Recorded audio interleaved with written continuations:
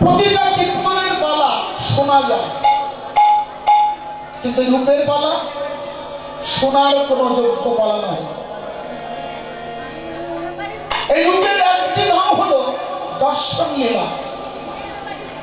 দর্শন মানে হলো দেখা। এই দর্শন লীলা নামকরণ করা হলো। দেখে কি করতে হবে?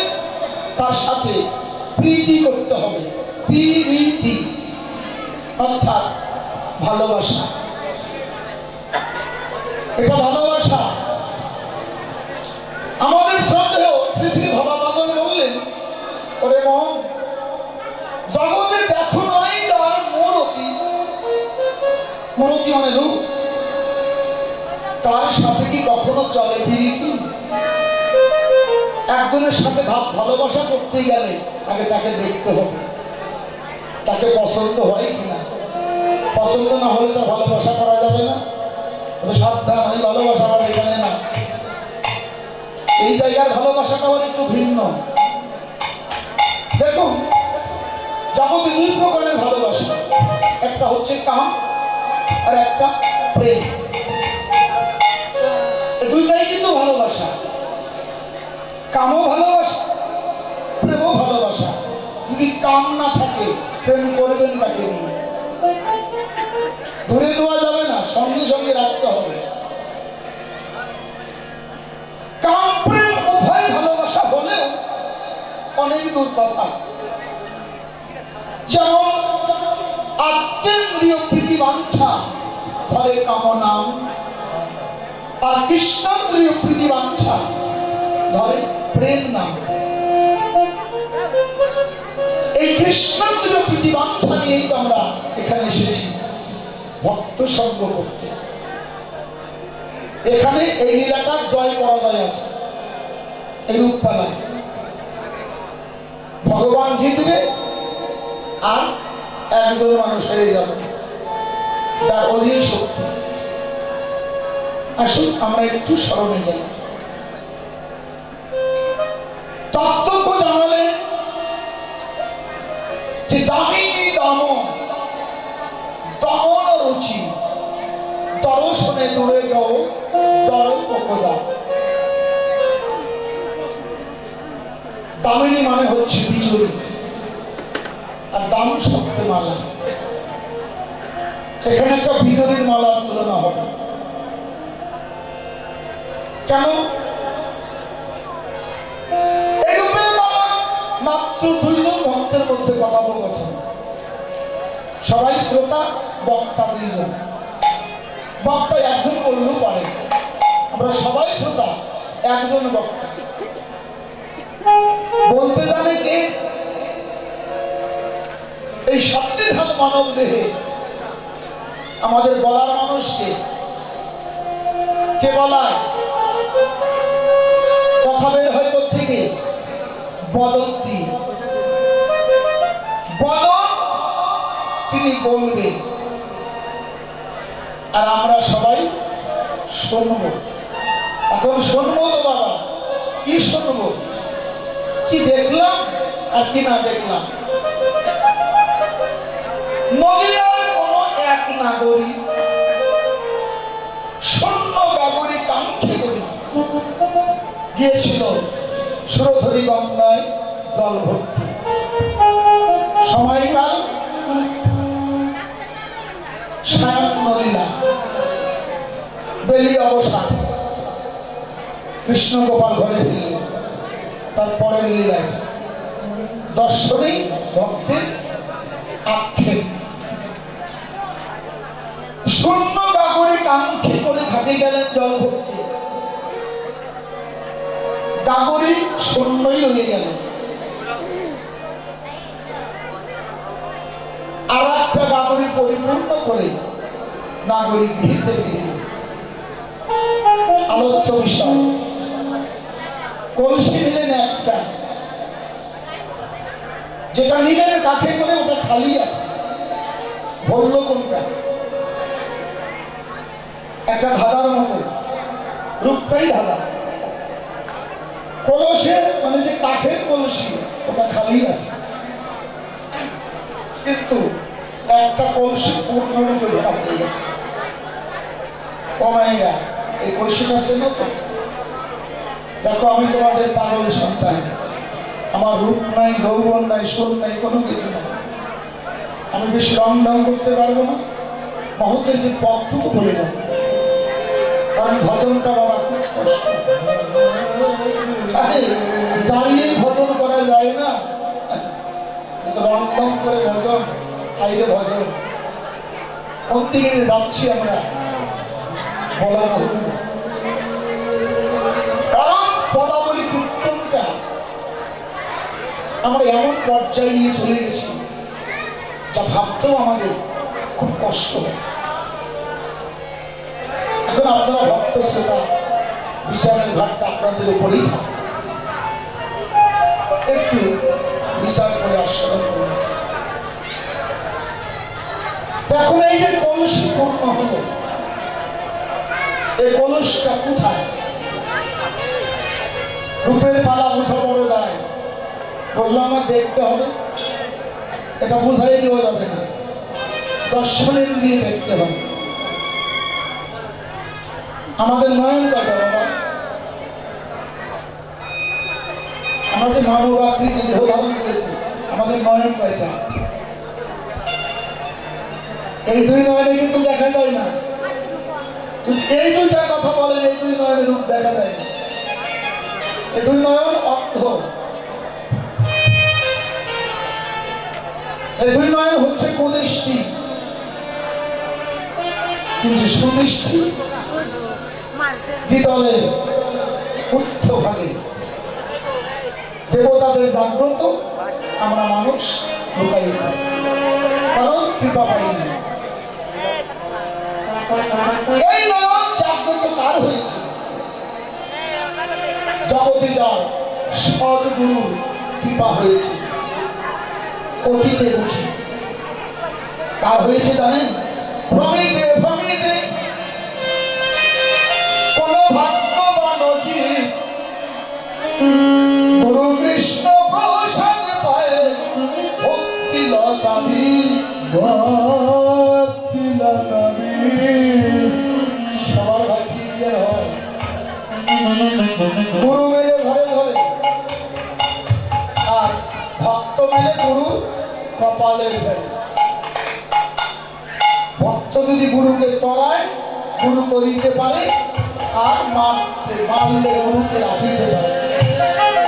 আপনি গুরুকে বাঁচাবেন, গুরু বাঁচবে, গুরুকে মেরে দিবেন, গুরু মরে যাবে। এই যে বাঁচা মারার খেলা, পদাবলী কীর্তনটাই হচ্ছে বাঁচা মারার খেলা। একটু আগে শুনলেন কি? উত্তর গোষ্ঠী, তাই তো? আমাকে ওখান থেকে আসতে হবে। উত্তর গোষ্ঠীর আর নামটা কি? শুধু কি উত্তর গোষ্ঠ, তার নাম আছে? দেখবেন গ্রন্থে কি লেখা আছে? ভগবান শ্রীকৃষ্ণের নিরাগোষ্ঠ। ওখানে উত্তর বলে কোনো শব্দ নেই, ফিরাগোষ্ঠ। এখন ফিরাগোষ্ঠ কি বুঝে?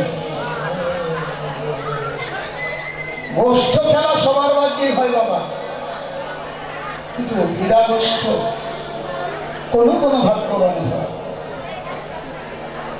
ফিরাগোষ্ঠ খেলাটা কোনো কোনো ভাগ্যবানের হয়। এই যে বললাম না, কোটিতে গুটি। লালন সাইজি বললেন, ওরে রসিকী রসিকী সবাই বলে, জগতে সকলেই তো রসিকী নয়। গুনিয়া বুঝিয়া বাঁচিতে গেলে কোটিতে গুটি পাবে। একটা সহজ না। এই রূপ নিহার করে আস্বাদন করতে গেলে এক রূপের সঙ্গে প্রীতি করতে হবে, প্রীতি উৎপত্তি করতে হবে, বাহিরে না, নিজের দেহে। নিজের দেহে প্রীতি উৎপত্তি করতে হবে। কিভাবে করবেন? দ্বিতীয় চণ্ডীদাস বললেন, প্রথম নয়নে নয়নে বানে বলি শোনে, নয়নে নয়নে বানে বলি শোনে, নয়নে নয়নে বানে বলি শোনে, নয়নে নয়নে বানে বলি শোনে। তাতে জনে মিলবি, ওরে তাতে জনে মিলবি, তাতে জনে মিলবি, আরে তাতে জনে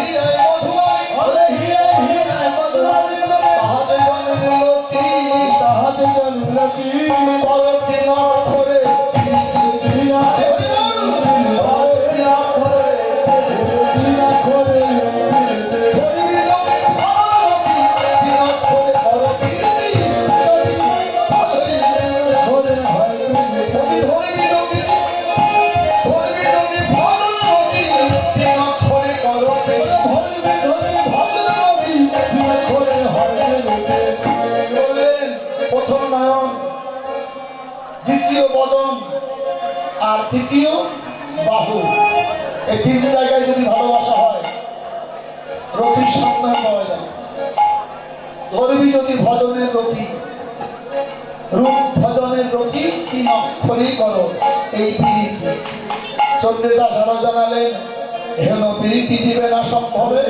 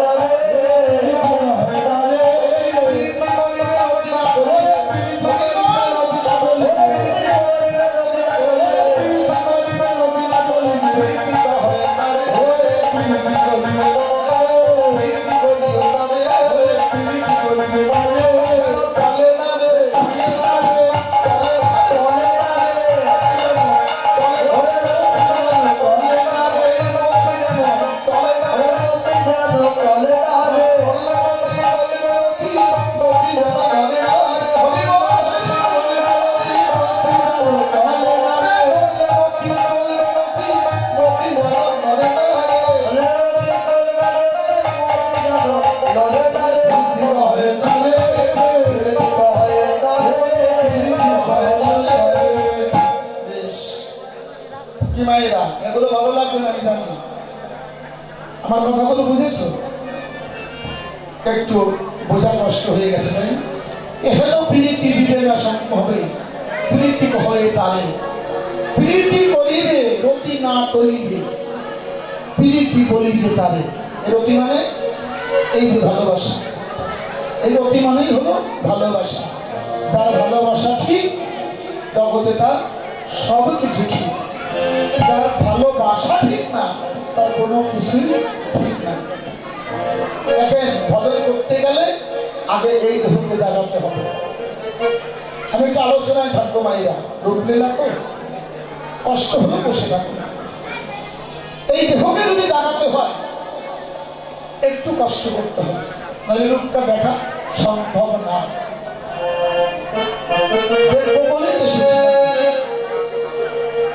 কি রূপকে আমরা দেখি নাই, যে ভগবানের রূপ আজ পরিবেশন হচ্ছে, একটু মনে করে দেখেন তো রূপটা দেখা হয়েছিল কিনা। কিন্তু ভুলে গেছি, মনে নাই। যেদিন রূপ দেখলাম সেদিন বয়স ছিল কত? মাত্র সপ্তম মাস, স্থান মাতৃজঠর, জীবার পরমের মধ্যে কথোপকথন, ভগবানের ভুবন ফোটানো মূরতি, অনিন্দিত সুন্দর অপরূপ যা রূপ দর্শন করে সেদিন কি ভুলেছিল, বলেছিল হে পরম, আমি এই রূপ ত্যাগ করে কোথাও যেতে চাই। আমি এখানে বসেই তোমার ভজন সাধন করব। ভগবান দায়ী পড়ে গেলেন, কেন জানেন?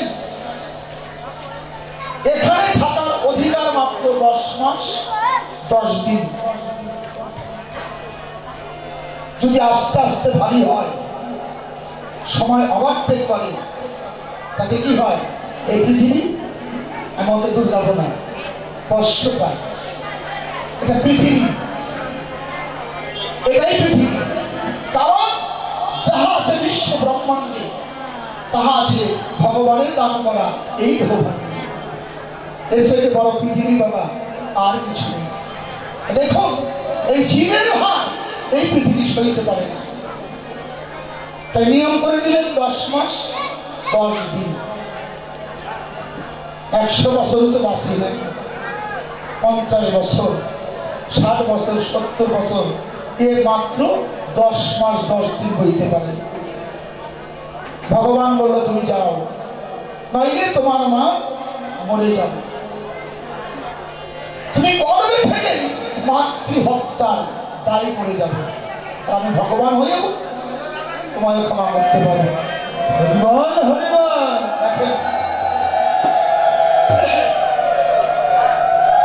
সেদিন বলেছিল হে ভগবান, ধরাই গিয়ে কি তোমায় পাবো?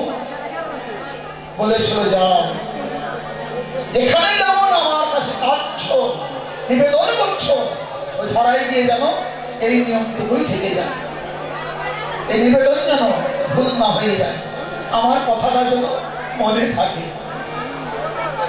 হাইরে গোপাল, 10 মাস 10 দিন পরে যখন মাতৃ জগৎ থেকে ধাত্রীর হাতে থেকে বশবর্তী করে গেলাম, সবকিছু ভুল হবে।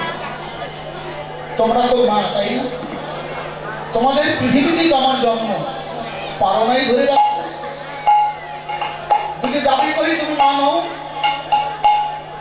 জন্ম দিলে প্রথমে ধরতে পারলে না কেন? কে ধরেছিল প্রথম? ধাত্রী। ধাত্রী ধরে রাখতে পারে নাই, আমি পড়ে গেছি বর্ষাবতীকে। কারণ মাটি যে আমার মা, ওই মাটিতেই তো আমার ধরার কথা।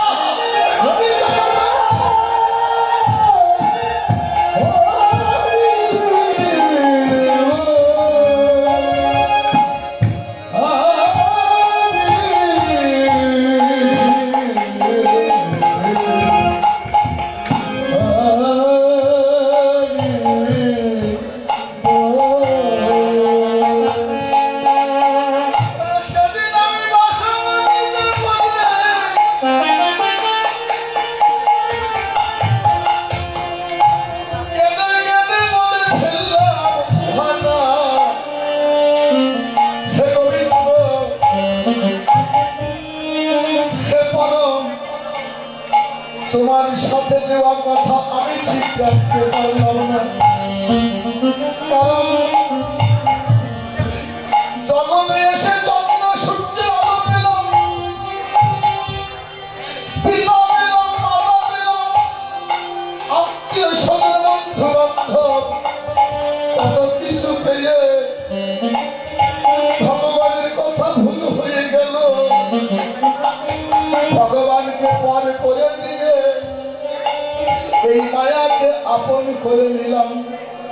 ভেবেছিলাম আমার দিন বুঝি এভাবেই যাবে। দেখতে দেখতে গোনা দিনগুলো ফুরিয়ে গেল।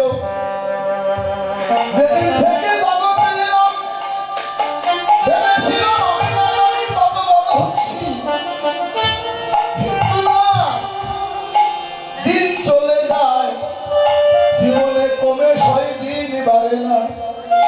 এক এক করে আমার গোনা দিন চলে যাচ্ছে, ফুরিয়ে যাচ্ছে। হে ভগবান, তুমি আমার কেউ না, এই মায়ায় আমার আপনজন।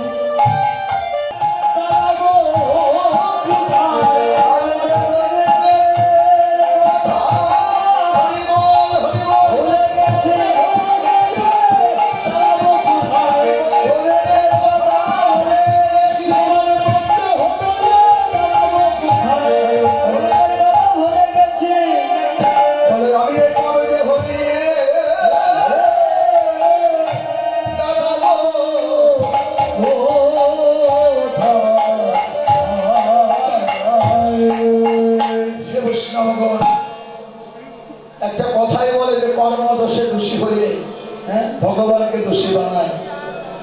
দোষ তো আমার, দোষটা ভগবানের না, আমার নিজের কর্মদোষে আজ আমি দুঃখী হয়ে গেছি। যদি একটু স্মরণ থাকতো, যদি কিঞ্চিৎ মাত্র স্মরণ থাকতো, আমার ভজন হলেও হতে পারত। ভুলে ভুলে আমার সব কিছু শেষ হয়ে গেল, সব। ভগবান কেন? গুরু আমার বেতন দিল, গুরুর কাছে তো কিছু পেয়েছিলাম, আমি সব ফেলেছি বাপুর, চলে ভুল করেছি বলে, বড় ভুল করেছি বলে। বাবা, আমার মনটাই তো ভুল, আমার মনটাই ভুল, কারণ আমি মনেই ভুল করে ফেলেছি। আমার বলে সে মূল মানুষটাকেই ভুলে গেছি। আমার শ্রদ্ধেয় কেশবনাথ পাগল বললে, হে জি, এই জগৎ যদি দাপন করে কাউকে নিতে হয়, মানুষ কাপন করে। কারণ জগতে মানুষ আপন, টাকা পর, যত পারি সব মানুষের সবাই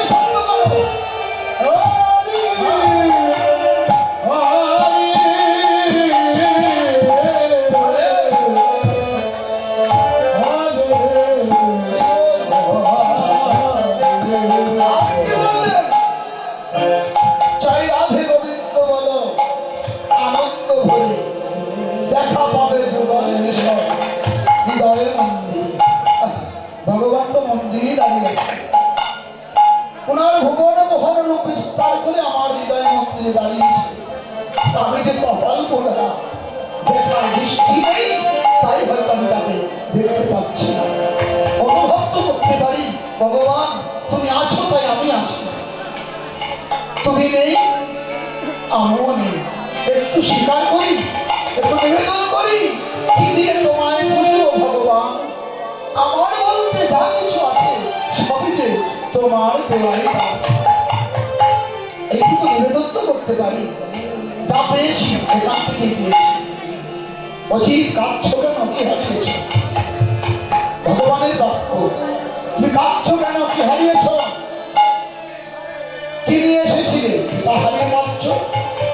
তোমার বলতে তো কিছু নেই।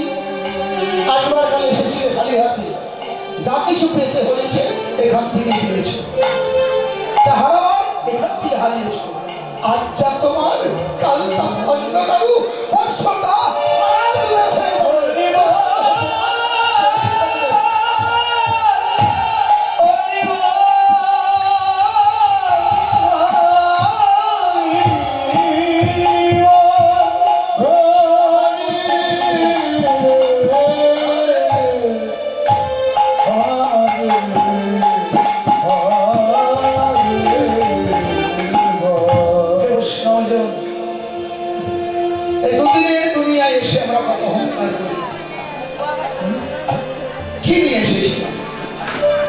মানুষটা দিল তাকেই পর করে ফেললাম।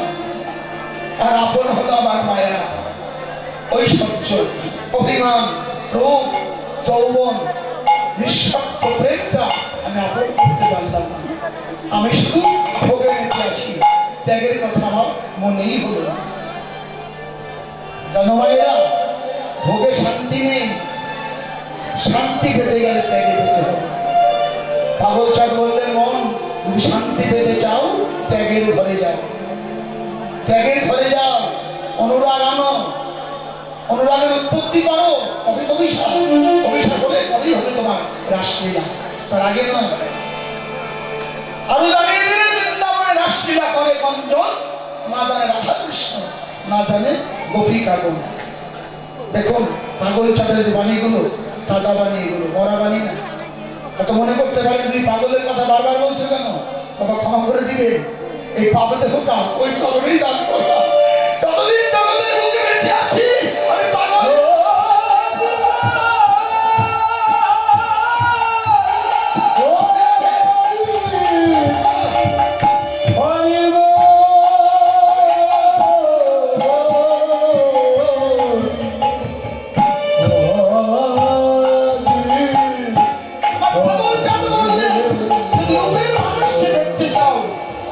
মনুষ্যত্বকে জাগাও, এই দেশে রাজত্ব করো, এই রাজাকে চেনো, রানীকে চেনো, রাজার পুত্রকে চেনো, তবে যদি লোক দেখতে পাও। এটা পাগল চাঁদের বাণী। আগে দেহের রাজাকে জাগাও, রাজাকে। আমি জানি আমার পাগল না 2-4 ভক্ত এখানে আছে। এই দেহের রাজাকে জানেন সবাই? এতে রাজত্ব করছে যে রাজা এই পৃথিবীতে, তার নাম মন। মন হচ্ছে আমাদের দেহের রাজা। তার রাজা যখন আছে, তার রানীও আছে। রানী সবাইকে রাজা হতে পারে? রানীকে, রাজার রানী কিন্তু একটা না। এই মন রাজা রানী হচ্ছে 2টা, একটা সুমতি আর একটা হলো কুমতি। ভালো লাগবে তো কথাগুলো? দেখো বাক্যগুলো কি লিখেছে। সুমতির স্বভাব ধর্মসঙ্গ, হরিনাম সংকীর্তন, ভক্তের চরণামৃত আস্বাদন, সুমতির স্বভাব। আর কুমতি, ও দিদি হরিনাম হচ্ছে চল দেখা, তুই জানবি, আমার ওই নাম টাম শোনার সময় নাই। কারণ ওর মতিটা হচ্ছে কুতে গিয়ে কখনো হরিনাম শুনতে পারে। সুমতি কুমতি রানীর সন্তানও কিন্তু আছে, তাও তো জানেন। যেমন সুমতি 2টি সন্তান, একটা বিবেক আর একটা হচ্ছে বৈরাগ্য। এই রূপের কথাগুলো বোঝা যায়। পদাবলী কীর্তন আস্বাদন করুন। আমি গান শিখি নাই, একটু কথা বলে শিখেছি। সুমতির দুইটা সন্তান, একটা হচ্ছে বিবেক আর একটা বৈরাগ্য। আর কুমতির সন্তান কয়টা? কুমতির সন্তান হলো 5টা: কাম, ক্রোধ, লোভ, মোহ, মদ, মৎসর্য। কয়টা হলো? 5টা নাকি? দেখেন আপনার হ্যাঁ করে ফেলেছেন। আমি মিথ্যা বললাম, হ্যাঁ করে ফেলেছি। এটাই হচ্ছে আমাদের মূল কথা। বলি 6 সন্তানের মালিক কুমতি। 5টা বললাম, কেউ কিন্তু অস্বীকার করেন না, কারণ আমরা তাহা বলিব তাহা সত্যি বলিব, মানে মিথ্যা বলি সত্যি বলিব না। আসলে দাঁড়িয়ে বলে গেলাম, রানী দিয়ে গেল। মনে রাখবেন 6 সন্তান: কাম, ক্রোধ, লোভ, মোহ, মৎসর্য। আপনারা ধর্ম সঙ্গ করছেন এই তালতলা হরিবার করে, বলেন তো কাদের নিয়ে করছে? বসে আছেন কষ্ট করে, হরিনাম খুব ভালো লাগছে, সাথে কি আছে? এই যে রানীর কথা বললাম, রাধার কথা বললাম, তাদের সন্তানের কথা বললাম, এখনো কোন কোন নিয়ে সঙ্গ করছে? ক্লিয়ারলি কথা বলি। সাথে আছে সুমতি আর 2 সন্তান বিবেক, বৈরাগ্য আর মন রাজা। এটাই হচ্ছে ভক্ত সঙ্গ। তা দেখুন, এক বাবার যদি 2টি মা থাকে, ওই সংসারে শান্তি থাকে? খুঁটিনাটি লেগেই থাকে। তাতে বাড়ি ছাড়ে কোনজন? কুমতি না সুমতি? সুমতি কর, সংসার তুই কর, আমি চললাম। মন রাজা বলে যায় বিপদে, যে রাত্রে সুমতি থাকে না সেই রাত যদি চালানো সম্ভব? এ মনে যদি সুমতি না থাকে, পারবেন পথে ঘাটে চলতে? যত অর্থের মালিক আপনি হন, চারা টেনে নিলে কোথায়?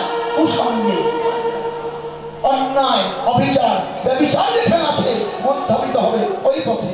আর যদি সুমতি থাকে, সুমতি আপনাকে টেনে ফেরাবে। শুধু কুমতি নিয়ে সংসার হয় না, কুমতি ধ্বংস করে দেয়। শুধু দাও আর খাই, দাও আর খাই। রাজ্য থেকে যদি সুমতি চলে যায়, এই মন রাজাকে রাজ্য কিনতে পারে? অতিষ্ঠ হয়ে যায়। কথাগুলো রূপের কথা, একটু আস্বাদন করবে। যখন কুমতি বিদায় নেয়, একা যায় না, সুমতি যখন সংসার থেকে চলে যায়, সাথে কাকে নিয়ে যায়? আদরের সন্তান, যাকে গর্ভে ধরেছে, বিবেক আর বৈরাগ্য, ওদের নিয়ে চলে যায়। আজ এখানে এসেছে বিবেক, বৈরাগ্য, সুমতি, তাই বসে আছেন, তাহলে পারতেন না। শুধু কুমতি নিয়ে মন রাজা বিপদে পড়ে যায়, রাজ্য আর চলে না। দাপট দেখবেন, ইচ্ছা, বিদ্যা, দেশ, অনাচার শুধু করার পালেই থাকে। কুমতির দাপটে সুমতি পর হয়, কিন্তু যখন কুমতির দ্বারা সইতে পারে না, তখন সুমতির কথা মনে পড়ে যায়। কোথায় গেলে তোমায় পাবো, তখন সুখ খুঁজতে থাকে। এই সুখের কথা যদি আগে মনে থাকে, তাহলে মানুষ কখনো বিপদে যেতে পারে না। ওই যে একটা অন্যায় করার পরে অনুভব করে, আরে আমি তো এই কাজটা না করতাম, করার সময় কিন্তু ভাবেন নাই, শরীরে বল আছে, পান ছেড়েছে, মারার পরে টের পান আমি অন্যায় করে ফেলেছি। যখন কুমতি মনকে চাপ দেয়, মন রাজা এই রাজ্য ত্যাগ করে মন রাজা খুঁজতে থাকে, কোথায় গেলে আমি সুমতি তোমায় পাবো। সুমতি থাকে কোথায়? ও লক্ষ্মী মায়েরা, কিন্তু তো সারাদিন ধরে শুনলাম, আমিও শুনেছি, ঘুমাতে পারি, আমিও শুনেছি, কিন্তু সুমতি কোথায় আছে? বর্তমান কথা, ভবিষ্যতের অতীত নয়, যেটা বাস্তব প্রমাণ। বাবা পাগল বললে, তা দেখো নাই নিজ নয়নে, বিশ্বাস করিবে না গুরুর বচনে। যেটা সাক্ষাৎ ভজন, সাক্ষাৎ, আনুমানিক না। বর্তমান কুমতি কোথায়? এই সুমতি একটা না, বলো না সুমতি কোন জায়গায় আছে? আমি কিন্তু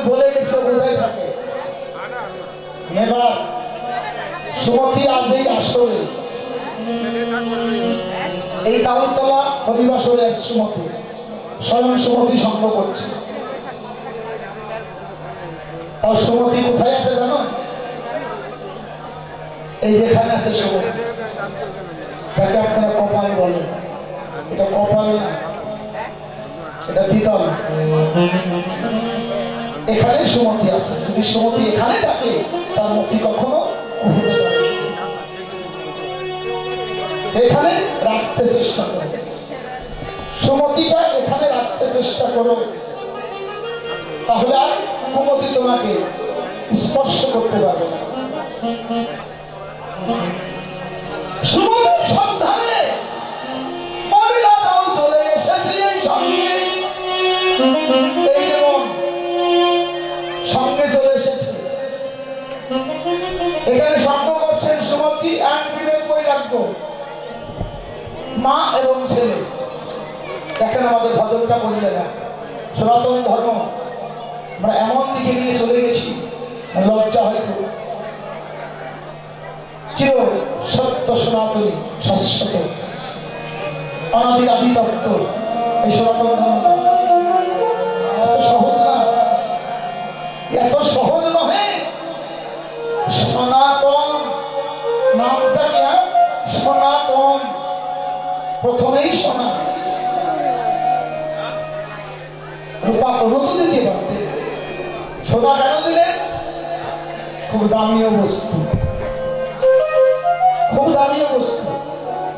প্রতিটা ধর্মের মূল খুঁজে পাওয়া যায় কত সালে, কত হাজার বছর আগে, কিন্তু সনাতন ধর্মের কোনো মূল খুঁজে পাওয়া যায়।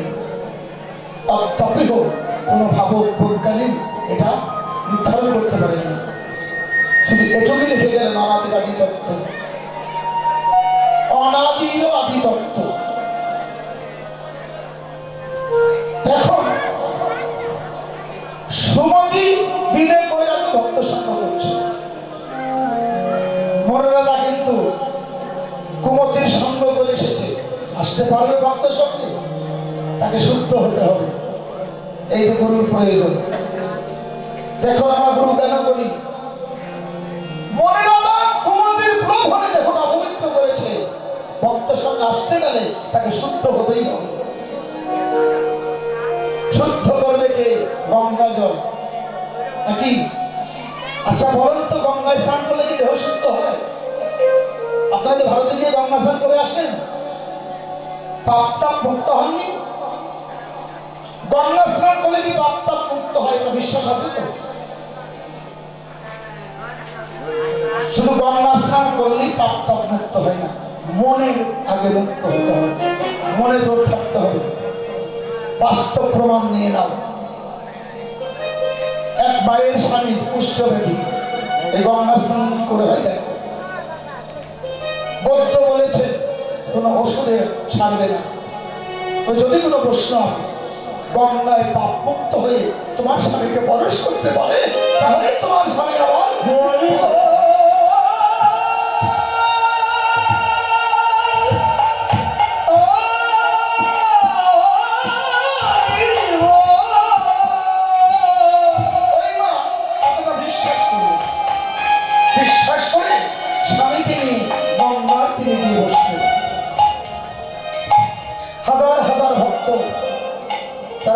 স্নান করছে। ওই মা ডাকো গো, তুমি তো গঙ্গা স্নান করে পাপ তাপ মুক্ত হলে আমার স্বামীকে একটু পরশ করবে। তখন বলে স্বামীকে পরশ করলে আমার কুষ্ঠব্যাধি স্বামী ভালো হয়ে যাবে। পাপ থাকে পরশ করবে। দেখুন সে কিন্তু গঙ্গা স্নান করে আসে। যখন বলে মুক্ত হলে পরশ করো, নইলে করো না, অমনি পিছিয়ে যায়,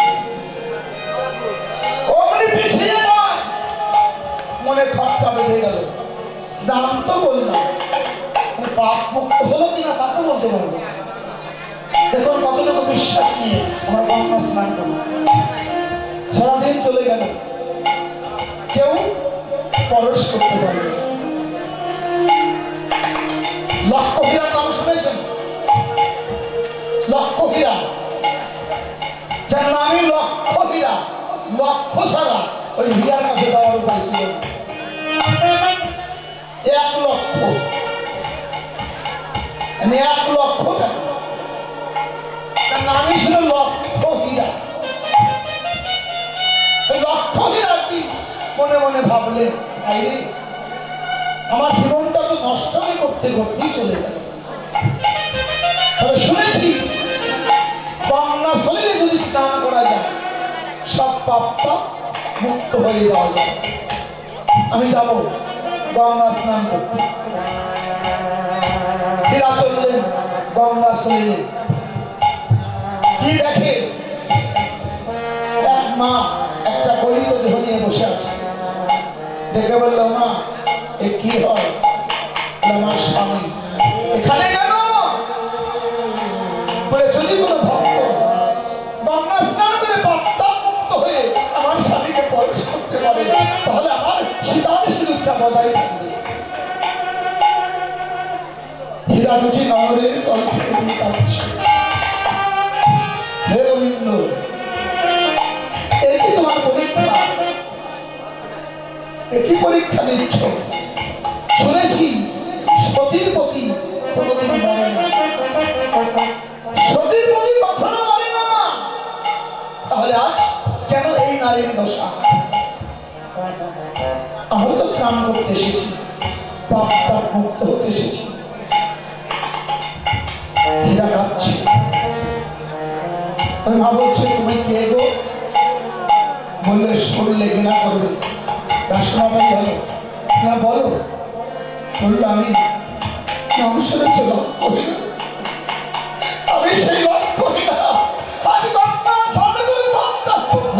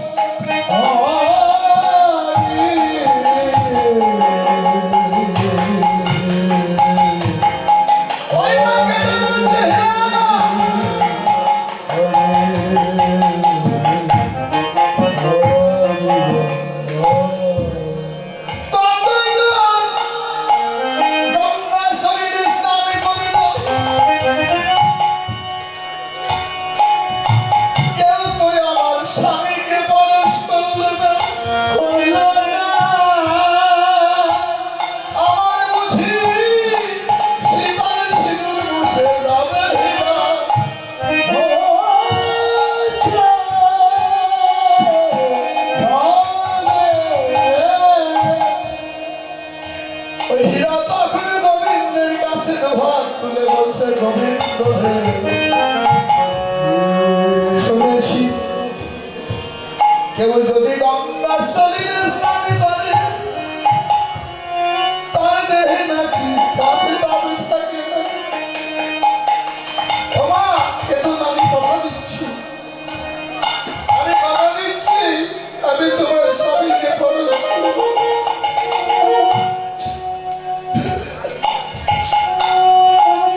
হীরা গঙ্গায় নেমে মা গঙ্গাকে ডেকে ডেকে বলছে, হে মা গঙ্গা,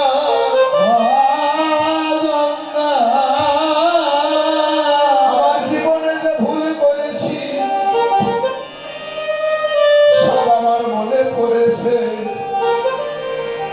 সারা জীবনের ভুল আমার পড়ে গেল মনে, তাই তোমার কাছে এসেছি আমি একটু মুক্ত হতে।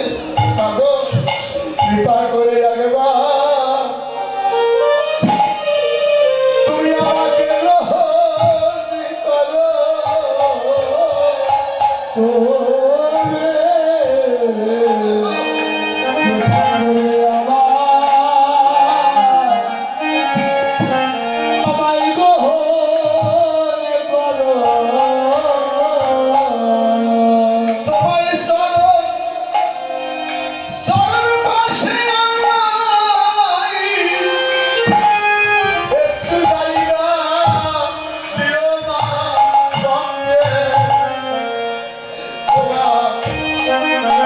কৃপা করে তুমি আমার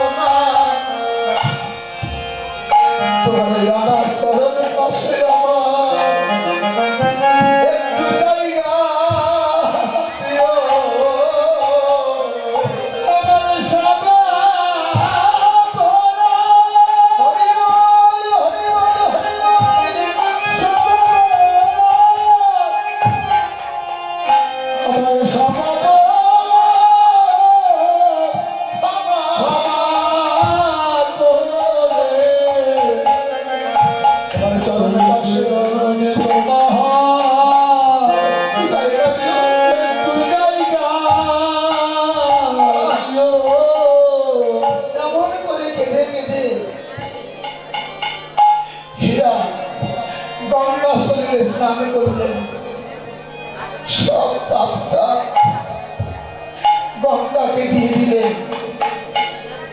মনে আছে আমি ওই মাকে কথা দিয়েছি তার শিখার শিখুর আমি উজ্জ্বল করব। হীরা বস্ত্রে চলে এলেন। হীরা বলছে, মা তোমার স্বামীকে দাও। বললো, হীরা তুমি কি পাপ মুক্ত হয়েছো? তো বলে, যদি আমি পাপ মুক্ত না হই তাহলে গঙ্গা স্নান হয়নি। আমি পাপ মুক্ত হয়ে এসেছি, স্বামীকে আমি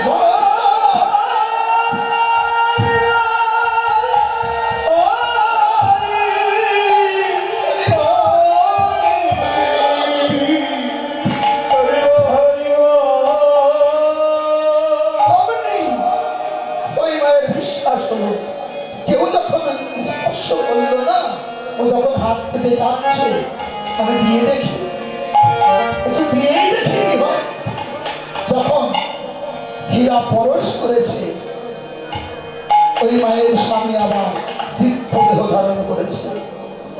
আবার সেই সশরীরে দিব্য দেহ ধারণ করে আবার সেই রোগ মুক্ত হয়ে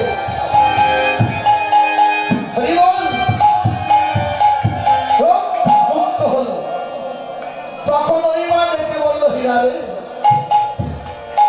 গঙ্গা স্নান যদি কালো হয়ে থাকে একমাত্র তোর হয়েছে। ও হীরা, তুই তো পরম ভক্ত রে, কে বলে তুই নষ্টা, দূরে থাকিস না। ওই স্বামী তখন ডাকছে, হীরা তোমার পরশে যখন আজ আমার দিব্য দেহ পেলাম, ও হীরা একটা বস্তু চাইব, দেবে? দেবে তো? হীরা বললে, আমার আছে বাকি, আমি আর দেবো কি? আমি তো আমিত্ব বলতে কিছু রাখি নাই, সব গোবিন্দের চরণে দিয়ে দিয়েছি। বলে, হীরা তোর কাছে আছে, দিবি তো? বলছে, যদি থেকে থাকে আমি তোমায় দিব, কথা দিলাম। সব যখন গোবিন্দকে দিয়েছি, আর কি আছে বলো? বলে, হীরা একবার দেবে, হীরা তো